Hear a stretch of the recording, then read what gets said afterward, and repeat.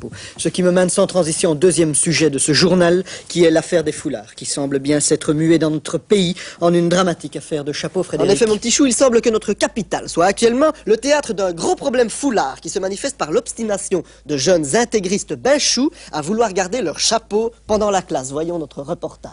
Bon, Gilles, maintenant, vous enlevez ce chapeau. Vraiment rien à dire. Eh bien, nous voici donc en présence de Gilles Ampin et de Gilles Delcominette, les deux Gilles par qui toute l'affaire est arrivée. Alors Gilles, pourquoi garder ce chapeau sur ta tête? C'est notre identité, quoi. C'est notre identité. C'est ici, dans cette école, dans cette classe, que l'affaire des chapeaux de Gilles a commencé. Nous allons interviewer pour vous l'institutrice des deux petits Gilles. Alors, mademoiselle, je crois que c'est effectivement ici que tout a commencé.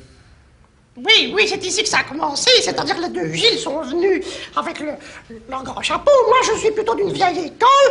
De mon temps, on mettait un uniforme pour venir en classe. Alors, je ne suis pas très habituée à ça. Je leur ai simplement demandé de ne plus venir au premier rang, de venir au dernier rang pour que les autres puissent voir le cours. Je pense que les prises de position sont nombreuses, diverses et ne font pas toute l'unanimité. Absolument, n'est-ce pas? Ceci est un exemple de fascisme tout à fait notoire. Je fais partie de l'association pour la tolérance pour les chapeaux, qui s'est créée ici, dans cette école, et je dois dire que je ne comprends pas, pour ma part, pourquoi ces enfants ne pourraient pas s'exprimer. Enfin, c'est leur identité, et c'est un petit peu comme si, quand je vais dans la grande mosquée, j'enlève mes chaussures, et ce ne... Voilà donc un avis qui portera de l'eau au moulin des partisans du port du chapeau dans les classes.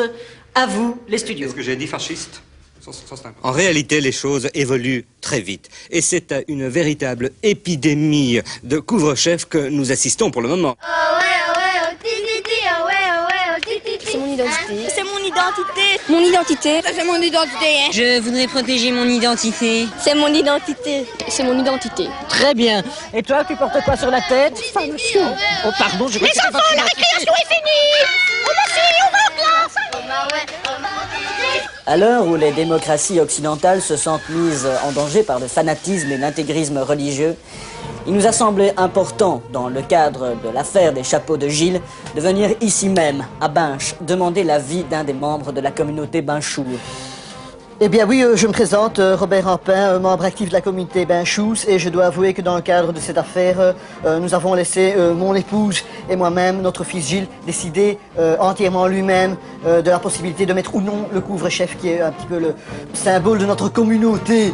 Et, excusez-moi, je pense que ça fait partie d'une certaine intégrité dans les écoles de la communauté, tant française que néerlandophone du pays. Eh bien voilà, c'était un avis circonstancié à replacer dans son contexte, bien évidemment.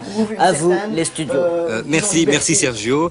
Voilà un reportage qui, je crois, nous fera réfléchir.